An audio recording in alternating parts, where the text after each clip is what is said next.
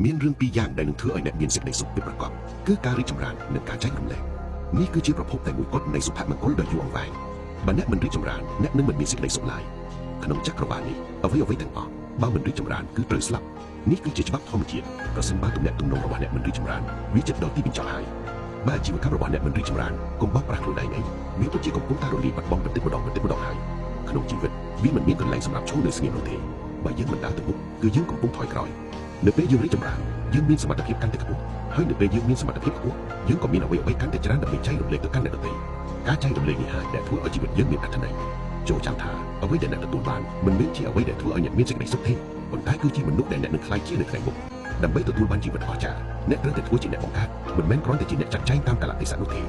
មនុស្សភាគច្រើនគ្រាន់តែព្យាយាមចាត់ចែងអារម្មណ៍និងបញ្ហាដែលកើតឡើងចំពោះមុខប៉ុន្តែពួកគេមិនបានម្ចាស់ការលើវាឡើយប្រសិនបើអ្នកអាចម្ចាស់ការលើខ្លួនឯងអ្នកនឹងក្លាយជាអ្នកបង្កើត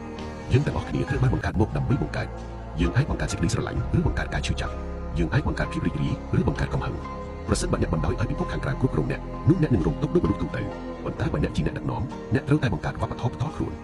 អ្នកគឺជាអ្នកសម្រេចចិត្តថាអាជីវកម្មរបស់អ្នកគ្រួសាររបស់អ្នកនិងខ្លួនអ្នកនឹងទៅជាយ៉ាងណាដោយមិនខ្វល់ថាអ្នកដទៃគិតឬនិយាយអ្វីឡើយវាមានកម្លាំងម្យ៉ាងក្នុងខ្លួនអ្នកដែលជាម្ចាស់វាសនានិងមានឯករាជ្យភាពលើសពីការកំណត់ទាំងអស់ក្នុងជីវិត